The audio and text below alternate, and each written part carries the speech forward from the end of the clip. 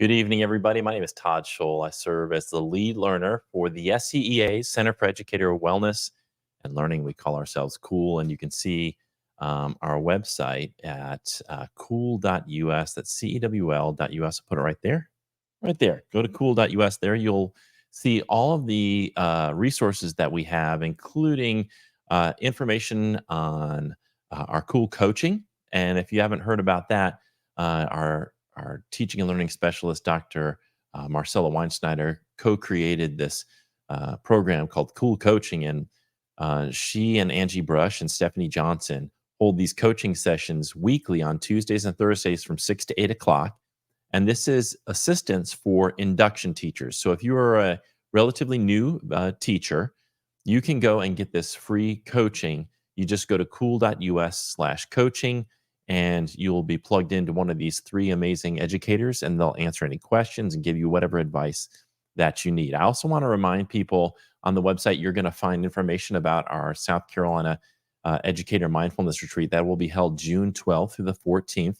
Yelena Popovich and I will be co-facilitating this retreat. We created the retreat back in 2016 to solve an issue, which was that there were no retreats that were affordable, secular, and science-based anywhere really in this area that we knew about. And so we created this retreat. It's $150 for members of the SCEA, $250 if you're a non-member. So a really great incentive to go ahead and join us if you haven't already joined. But there are only a few spaces left. We're really almost sold out. And I'd highly recommend, if you're interested in going, to go to cool.us/retreat. And I also want to promo the Cool Beans podcast, which is going to come up, another episode next Tuesday, the December 12th from 7 to 7:30. Angelica McDonald and Dr. Marcella Weinsnyder and I will be talking about collaborative learning communities. So we hope that you'll join us for that.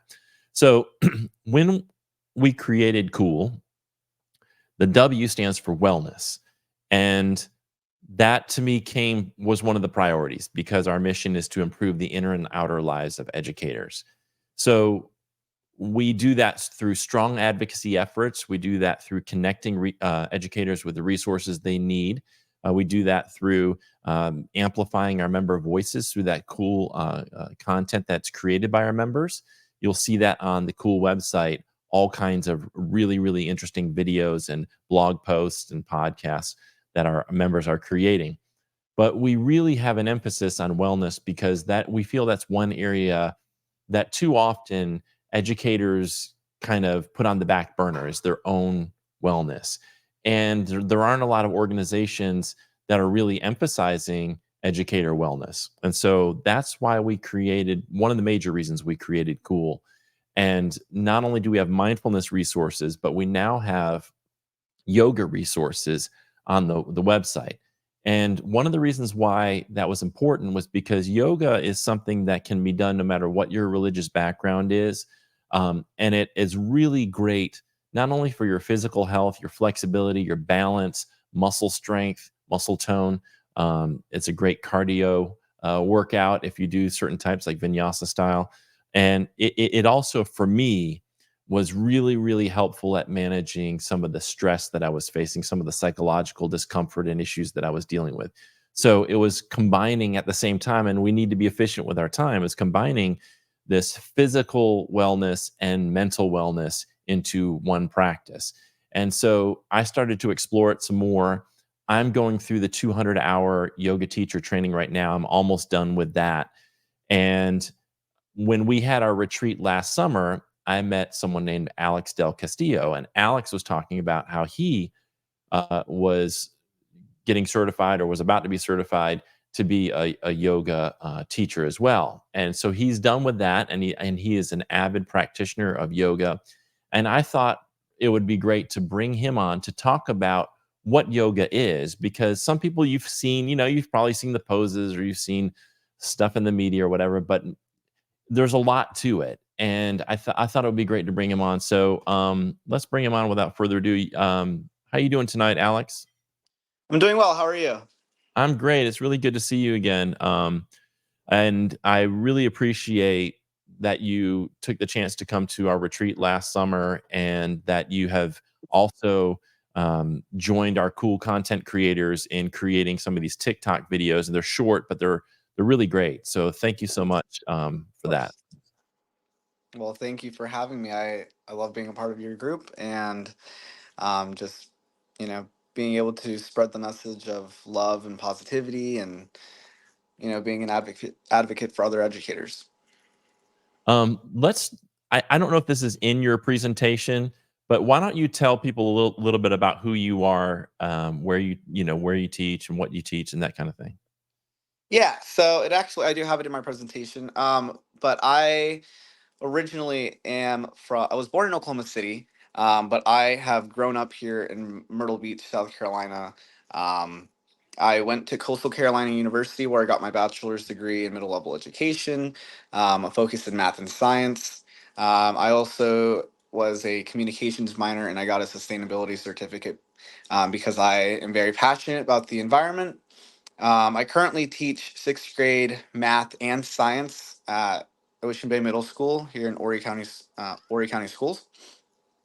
Um, so I do have my 200-hour CYT and SEL certification from Breathe for Change. It's a great program. I was able to do it completely online. It's built and designed for educators. I then got registered through Yoga Alliance. I recently just completed my 20-hour Yin certification with Nita through Real Hot Yoga, which is a studio here in Myrtle Beach. Um, and last year, I got my Reiki 1 certification also through Real Hot Yoga Studios. So I do have my credentials to talk a little bit about Awesome. everything today. All right. So we'll just go ahead and keep moving through your presentation, and you just tell me when you need to go to the next slide. Alrighty. Well, I figured what isn't yoga because I feel like there's a lot of construction like misconcepts about what yoga is. I think way too often when people hear yoga, they think about fancy poses and being super flexible. It's like, oh, I can't do yoga. I'm not flexible. I'm not bendy. I can't stretch that way. I can't touch my toes. Um, and it's really not just about being able to touch your toes. It's not about doing fancy tricks like at a circus. Um, some people think that yoga is super time consuming, so they just don't have time to do yoga. A lot of people, as you said earlier, think that yoga is very religious, um, and it's really not. It's just a practice, and I mean, you can make it a way of life, a part of your life, but it's not, bound to religion. And it's not just stretching, and I definitely left out a T. um, So it's yeah, not just stretching. So yeah. I think it's important to acknowledge the roots of it. Through the training that I'm doing, looking at the Vedas and the sort of Hindu or the philosophy of Indian rishis that it emanated from. There's an important absolutely. important lineage there that we don't wanna, like.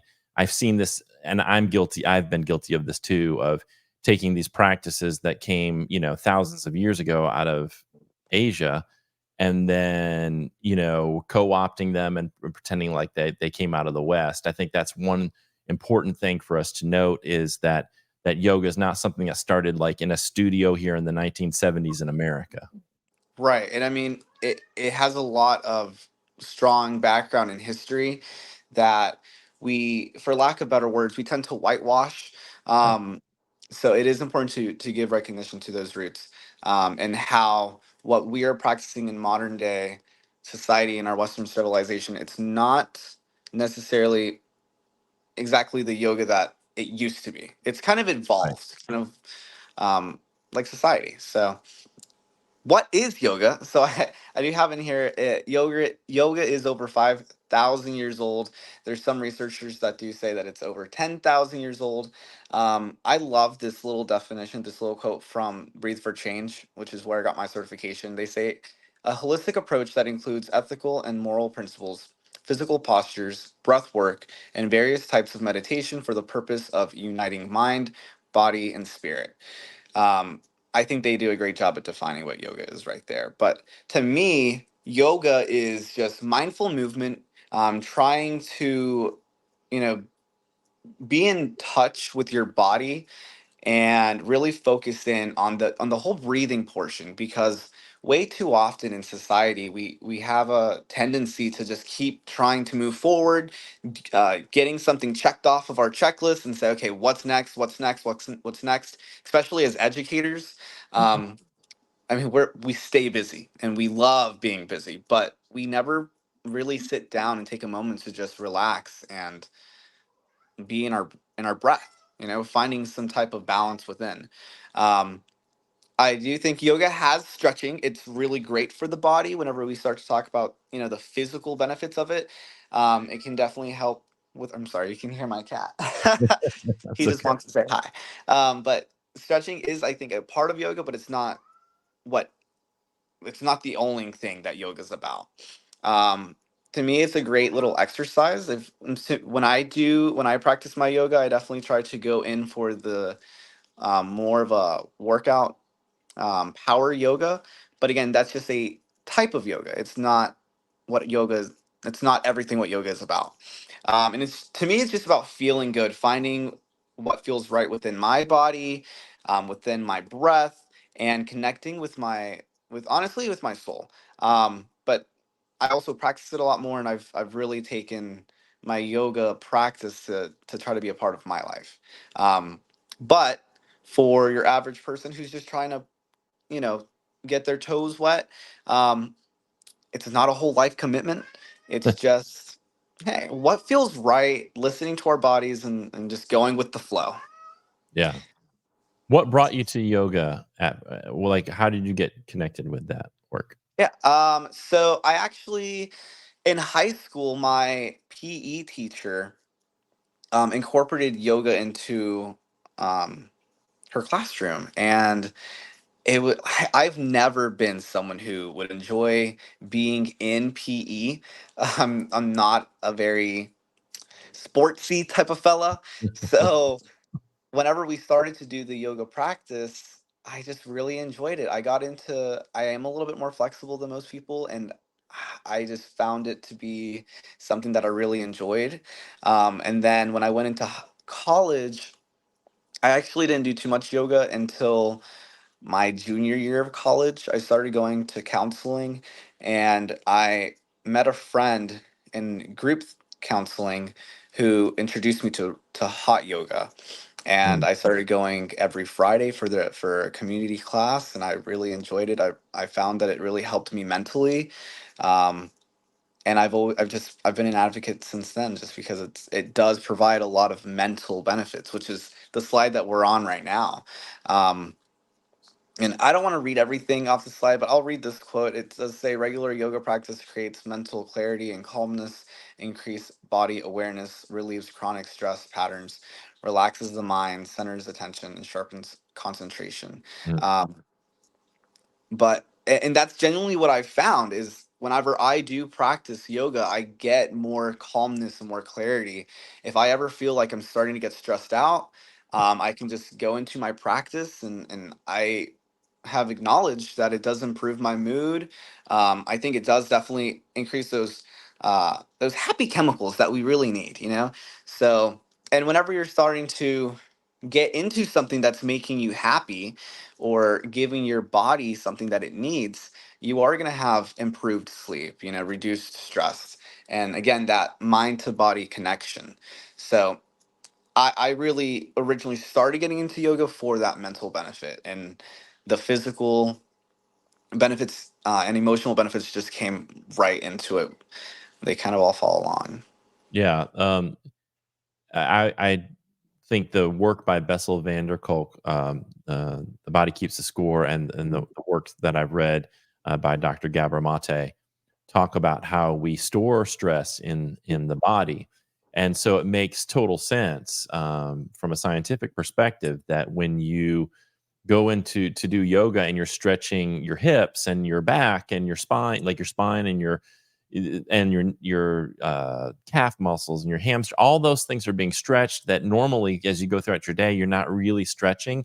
And we store so much tension, and then being able to go to a yoga studio or even at home and start to move some of that energy around is really helpful to me. Sometimes I need a seated just meditation practice.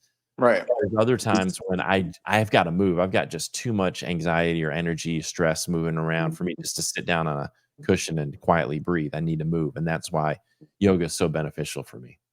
And it does. And if you go on to our next slide, it does. You can see it within the quote that it does help increase our serotonin levels. So just increasing our serotonin levels are going to help us with feeling good, sleeping better. And I think in our modern day society we are overworked, especially as teachers. We have a million things on our plate, as I said earlier, so we don't get enough sleep, we don't get enough time to just relax, and we end up getting really drained. So with this practice, you are getting an opportunity to help your brain release those feel good chemicals that you need, and to help lower your irritability, and can also help improve like depression. You can reduce your chances of getting a depression, or if you have it, it can help reduce just those negative emotions. Um, Absolutely. At various points in my life when I've been going through struggles, going to a yoga class, honestly, was the most helpful thing for me. I mean, I know that I certainly advocate for therapy, and if you need medication, to take medication, and there's a lot of different ways to improve mental health, but for me, yoga was a game changer in that area. Absolutely, absolutely. A little bit about the physical benefits. So, I mean, I think mental and emotional benefits kind of go hand in hand. But a little bit about the physical benefits, I will say, depending on the type of yoga you do, you are able to target the muscles that we don't always tend to really use. If you go to the gym, you might, okay, I'm going in for abs, I'm going in for my arms, I'm going in for my legs. But what about your toes and your fingers? Like we don't take a moment in our day to just stretch our fingers or toes, um, and just really try to get deep into our different fascia and different tissues that aren't normally exposed. And depending on the type of yoga practice that you do, you're able to target those, I like to call them the little baby muscles that we don't, you know, give full recognition to whenever we're in like Planet Fitness or something. So I definitely love the fact that you're getting a lot of great physical benefits, which whenever you are physically active, you do increase, your mobility, you increase your muscle strength, your cardio and circulatory health. Um, I mean, as a science teacher, I can tell you that physical activity definitely helps um, your overall health and performance. And whenever you do, specific types of yoga like yin, you're also helping, prevent yourself from injury because you're able to open up and get a deeper stretch within those muscles so that they're more ready for different types of exercises. Um, I love it. Let's It's just great. Yeah. I think there's some people who may be watching this and thinking, "Gosh, I'd like to try yoga, but I'm intimidated by it because you look at the videos and people are doing headstands and their feet all twisted up in the air and doing different things, and that's a lot of times what you see in the media. Mhm. um, and I think people get intimidated and think, well, that's not really, I don't really have the body for that, or I don't really have the flexibility or the balance for that. Talk about, Alex, how yoga really can be modified in ways that for all different kinds of body types and physical Absolutely. limitations. Yoga is nothing to compare yourself to anybody, because yoga is an individualized practice. You modify your poses accordingly and by listening to your body and giving it what it asks for. There are different types of tools that you can use while you're doing different yoga poses. I love me a good block. Um, you can be the most experienced yogi in the world, but you can always go and grab a block because Yeah. our bodies Block. need it. You should Yeah. never, uh, yeah, you. it's made for everybody. And just because I'm in a headstand doesn't mean you have to. You Right. know, so there are different modifications and poses that we can get ourselves into. That Absolutely. I find the blocks and they have their straps that help me because 'cause I'm not very flexible, and there's bolsters and there's blankets and there's different things to cushion your knees and so there's a variety of different ways to modify the practice so that you're comfortable. And the other thing I think that's important, you mentioned yin. Most yoga studios have different types of yoga sessions. So they're like I go to yoga in Common here in Market Common. There's yoga for the inflexible. There's basic hatha. There's yin. There's restorative. Then there's stuff like vinyasa if you're really feeling like you're up to more of a physical kind of right. exercise It's type session. all they have everything. If you just want to get a nice deep stretch, or you're wanting a good session for you to just lay down and almost fall asleep, like there's that type of yoga. If you're wanting yoga to give yourself a great workout and really sweat, you have that type of yoga too. You have yoga all throughout the spectrums, from gentle to very high intense. Anything in between can be is up to you. Right. Um, okay, so you want to go through these sequences? Yeah, so I figured this is, you know, as I said, try it out. Um, I definitely think it's something that everyone should try out, because I just see the positive impacts that yoga has had in my life and on the lives of my friends and family. So I figured, why not do a few different short sequences? Um, so for the first one, I would like you guys to join me. So if you're watching, please try to, if you are able to, stand up. We're going to go through a short half sun salutation. So if you are joining me, standing here in mountain pose, or in Tadasana with our hands just by our side, we're going to inhale for extended mountain. So your hands go up above your head. Inhale, and we're going to exhale, forward fold. You can bend into your knees, your hands on the ground, or if your hands need to just be on your knees, that's okay. We're going to inhale for a halfway lift, so your hands can go on your knees, your spine is flat. Exhaling for forward fold. Inhale, back up for extended mountain. And exhale, hands at heart center, back down to your side. That's just a half sun salutation, but just being able to stand up and move your body mindfully can Yeah. definitely awaken you, especially if you're behind a screen all day, or if you're sitting all Mhm. day, if you're in an office. So I'll do that one more time if anyone wants to go through that flow just one more time. It's a half sun salutation. So sitting in Tadasana, mountain pose, because we're strong like a mountain. Gonna inhale our arms up for extended mountain. Exhale for a forward fold. Bend into those knees as much as you need to. Inhale, halfway lift. Exhale, forward fold.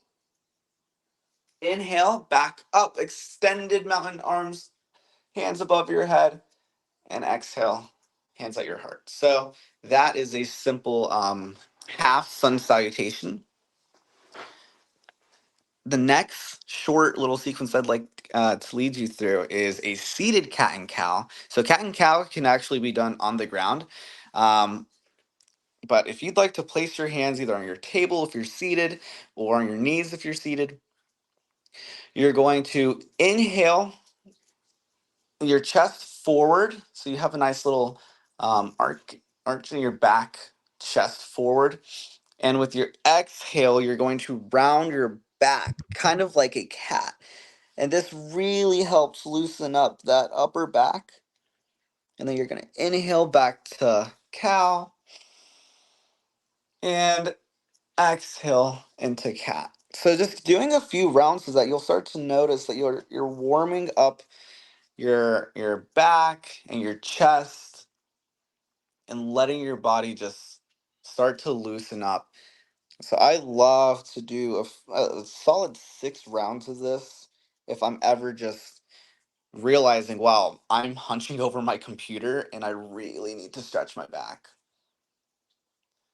So that's one of my favorite poses is cat and cow, especially if you're able to do it on the ground. Um, that's an awesome one. And then for our last one is the seated spinal twist. So you can take your left hand onto your right knee. And then if you have the capability of putting your right hand just like behind your back on your like behind your bum, and you're just gonna look over your right shoulder with a nice tall spine as you inhale and exhale for 2 more breaths. Inhale and exhale. 1 more breath. Inhale, exhale. Go ahead and bring your gaze back to center. Let your body kind of just counter twist that. So just twisting to the right. And then now let's switch sides. So let's take our right hand to our left knee. Our left hand can go right behind our bum. As we look to the other side, our left shoulder, as we straighten that spine and we inhale and exhale. Continue at your own breath, at your own rate for 1 more breath.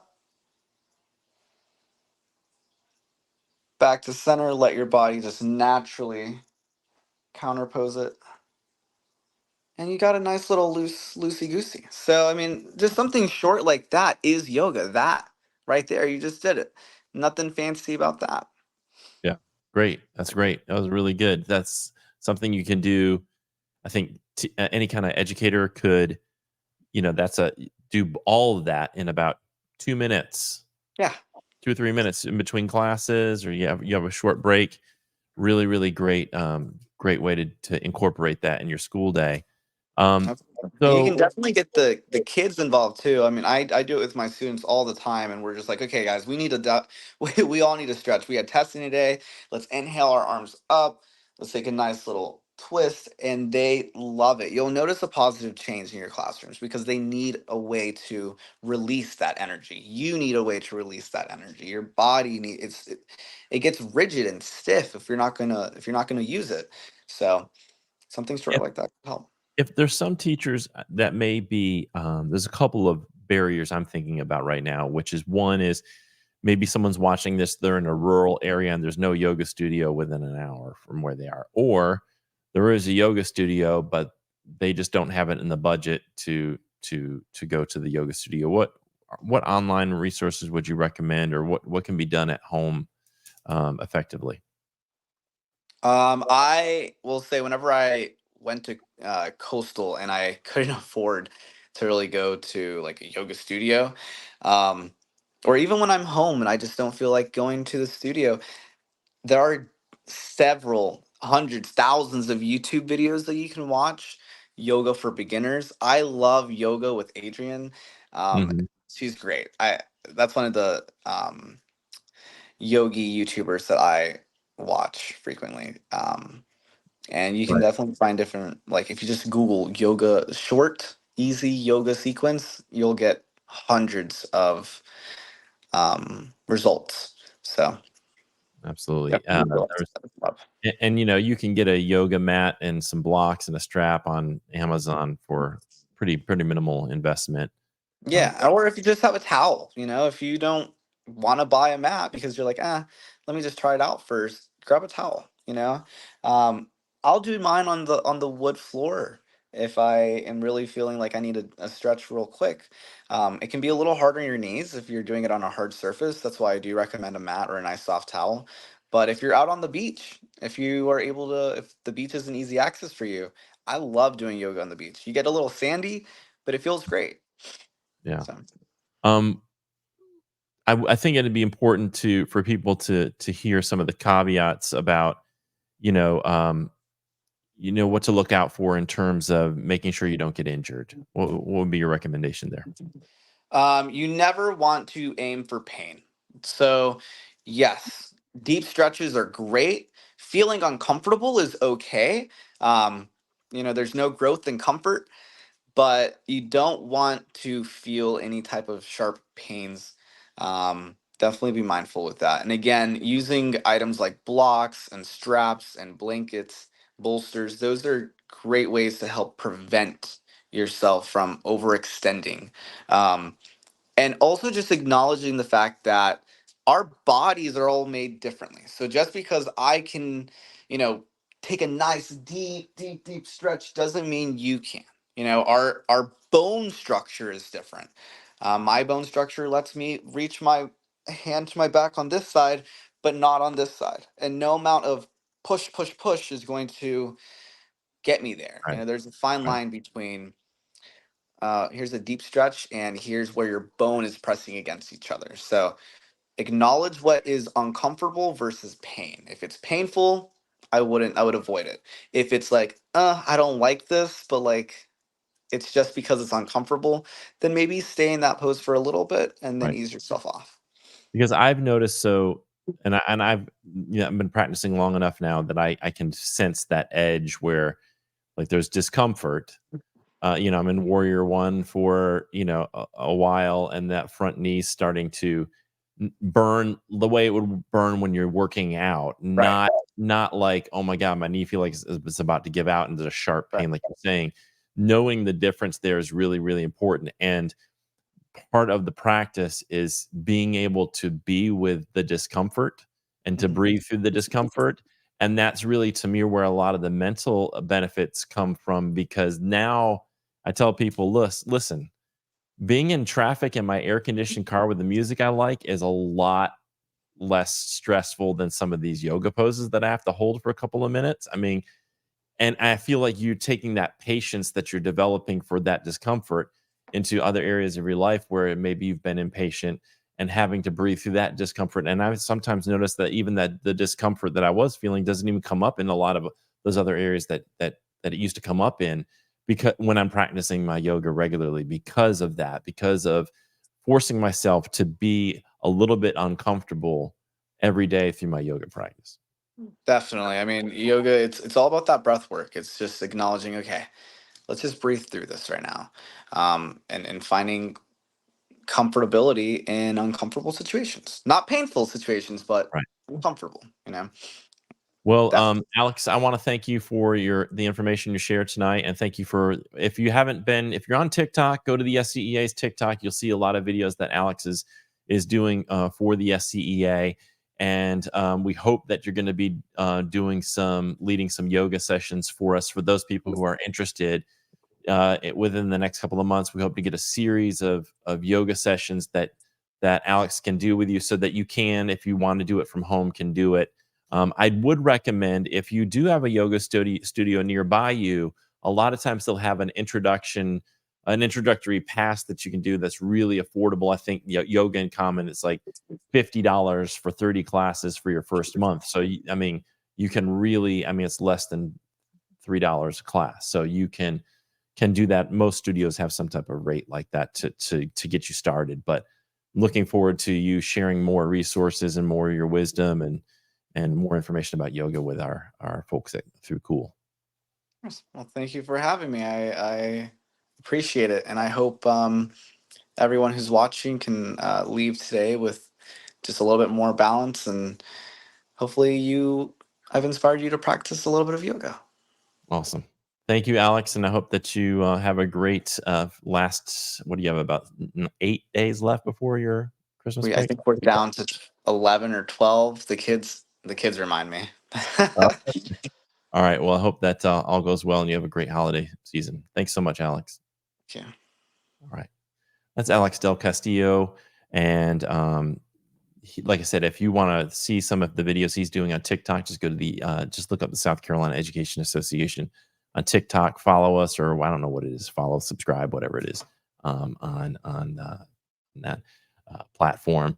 Thanks so much again to Alex. And I would encourage you. I'm going to share my screen with you to show you where you can find these resources on the Cool website. So if you go to cool.us, that's CEWL.us, and you hover over the wellness tab here, I'm going to zoom in just a little bit. hover over wellness, and then you go down to yoga resources. You'll see that he mentioned yoga with Adrienne. We have some videos from her. We have a 30-minute yoga class for beginners that you can play through YouTube, a 40-minute one, just different yoga sessions for beginners.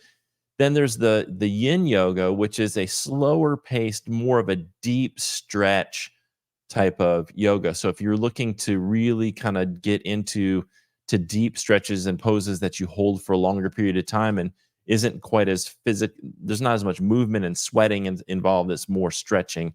There's that. Restorative yoga is a really great thing to do right before bed. It is a very restful, also a full body kind of stretch. A lot of times there's bolsters or pillows used, and you can really get into a restful mood. Hatha yoga is a good basic overall type of yoga. Iyengar yoga, and then Ashtanga is more of your physical yoga. There's more of that flow.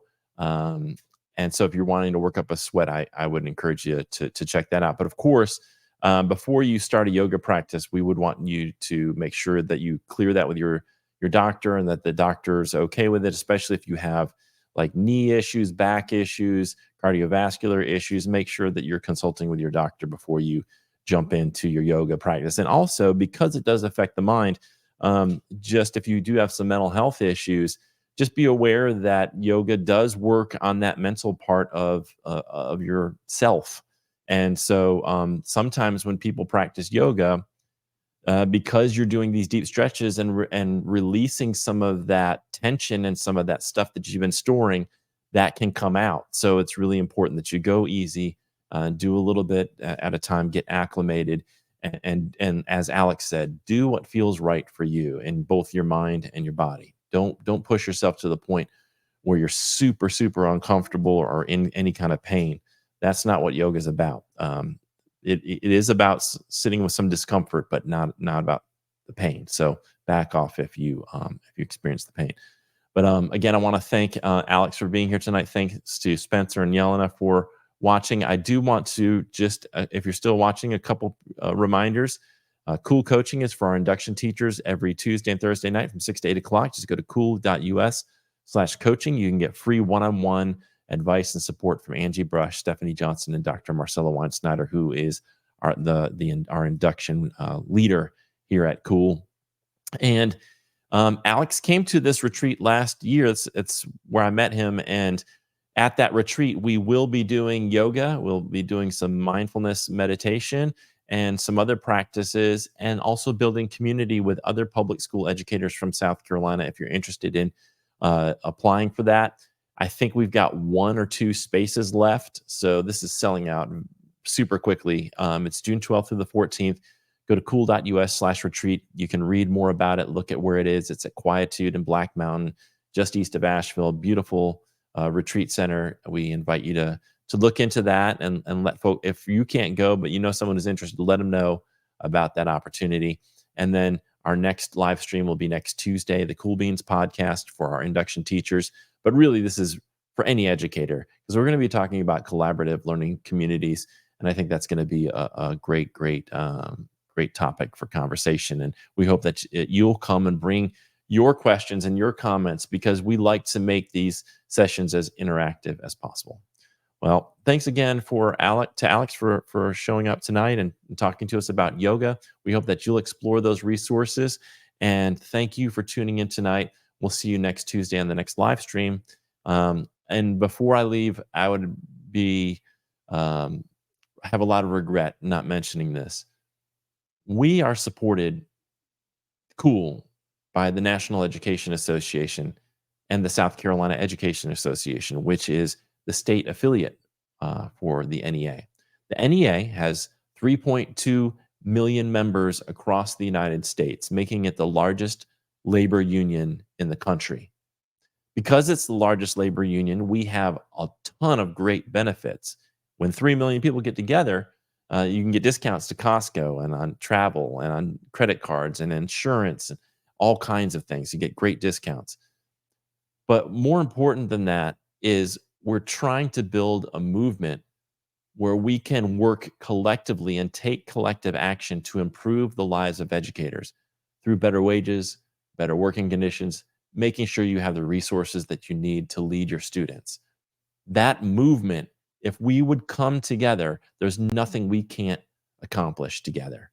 But we stay separated, or you expect somebody else to do the work. You pay, cheap dues to some organization and expect them to do all that work for you. That's not going to work. They're not listening to us. We have to come together and do the work collectively as a union. And if you look at the UAW strike and what they've been able to gain, you look at any time teachers have come together and gone on strike and pushed for collective bargaining and fought for their rights, that's how we can make headway. But we've got to start by just coming together first and taking smaller collective action, working together to improve your life and the lives of your students ultimately, because we have over 1,600 vacancies in South Carolina classrooms across South Carolina. And the reason for that is our profession has been attacked and it hasn't been taken care of. And if we care about public schools and saving public schools, we're going to have to come together, unify, and work together to counter a lot of these narratives and to obtain the kind of pay and working conditions that we deserve. So I want to invite you to join us at the SCEA.